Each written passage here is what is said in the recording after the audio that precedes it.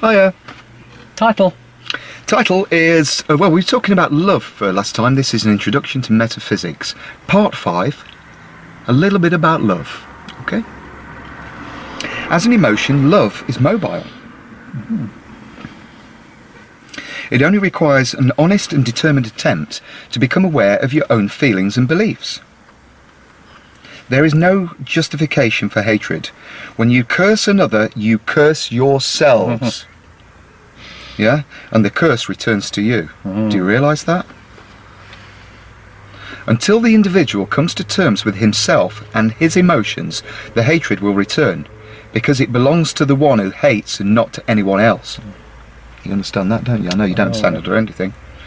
Your reality as a spirit in flesh, within the framework of your own complexity, you have the right to say no to certain situations, to express your desire to communicate your feelings. You must not expect to be perfect. Everything's perfect as it is. As mentioned earlier, your ideas of perfection mean a state of fulfillment beyond which there is no future growth, and no such state exists.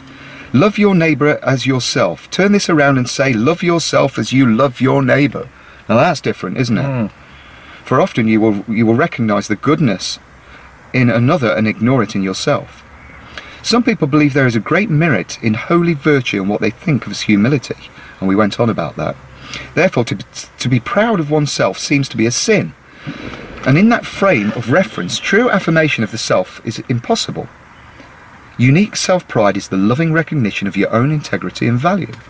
True humility is based upon this affectionate regard for yourself, plus the recognition that you live in a universe in which all other beings also possess this undeniable individuality and self-worth. True self-pride allows you to perceive the integrity of your fellow human beings and permits you to help them in their strengths. He does a lot of help, don't he? Basically what it's saying is love yourself first, and then you'll be able to love everyone else. How could anyone else love you if you don't love yourself? Well, yeah, dead right, my friend. Dead right. Live right, if you like. And for years I couldn't love myself, so, you know, sometimes you can't love others. The self grows and develops. It cannot be annihilated, as we've said before. Usually self-sacrifice means throwing the burden of yourself upon someone else and making it their responsibility. So if you've got any problems with yourself, don't take it out on us. Well, you can, because it doesn't make any difference to us. We live off it. Love does not demand sacrifice. Those who fear to affirm their own being also fear to let others live for themselves. You do not help your children by giving them or keeping them chained to you, but you do not help your aged parents either by encouraging their sense of helplessness. The ordinary sense of communication given you through your creaturehood, if spontaneously and honestly followed, would solve many of your problems. Only repressed communication leads to violence. The natural force of love is everywhere within you, and the normal methods of communications are meant to bring you in greater contact with your fellow creatures. Perfection is not being, for all being is in a state of perfection. You must first love yourself before you love another. That's what we just said. There's part 5 of an introduction to metaphysics, and just a tiny little bit on love.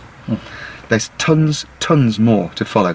We could make a series of maybe an infinite number of these little video films. That is exactly what I was thinking. But if anybody, we're going to talk about the ego in the future. And I introduced my outer ego to the inner ego, and the outer ego was a little bit shocked at first. I bet it was aggressive. It thought it was the only one. You're looking at me. Calm down. You're here for my survival, but don't you realise that you're not the only one? What? It was quite shocked. So I think parts 7, 6 and 7, we'll talk about that. And also, as a little taster for the next one, I've written something down here. I'm going to have a go at the planetary game sphere scientists. Now, we don't get us wrong. We love you, but we want you to consider maybe looking at metaphysicality and putting down your instruments, or stop making these instruments because they only measure. But can't I just look at physics? You're only getting one side of the picture, aren't you? I've got a quote here. Your scientists can count their elements. That is, they will create more and discover more until they are ready to go out of their minds, because they will always create physical camouflages of the real non-physical or metaphysical thing.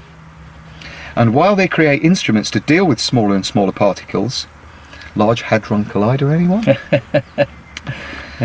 They will actually see smaller and smaller particles seemingly without end. As their instruments reach farther into the universe, they will see, and I suggest you put the word see into quotes, yeah, they will see farther and farther. But they will automatically transform what they apparently see into the camouflage pattern with which they are familiar. They are, and they will be, the prisoners of their own tools. So that's for next time, everyone. Thank you very much for listening. We hope you enjoy our series on an introduction to metaphysics. There's tons more to come. That's why it can only be an introduction. It's mind-blowing stuff, isn't it? Well, I dare say we will get to the point where we'll be giving them a little bit more that may just tip them a little bit. You're it. And it in quantum stands for IT, information technology.